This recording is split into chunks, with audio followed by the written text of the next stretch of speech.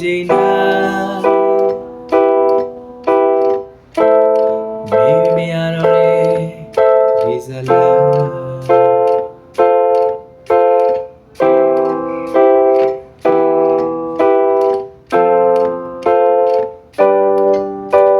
မျောလင်းခြင်းတော့ပြန်လာမလားလေ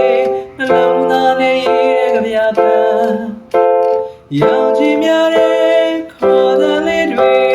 ရောရှက်တာတဲ့နှွေဦးတဲ့ပြန်မရတဲ့နေတော့မတန်အချစ်တော်နဲ့ကားရဲ့ဇလန်းလမ်းပါတဲ့နေတော့အိမ်နဲ့အလားများကြောင့်တွေ့ရမြေလန်းကပြေထိုးထားသော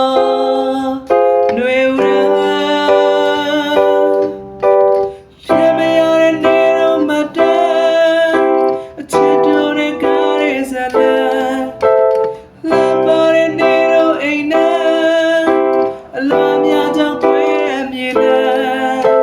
ကပြေထိုး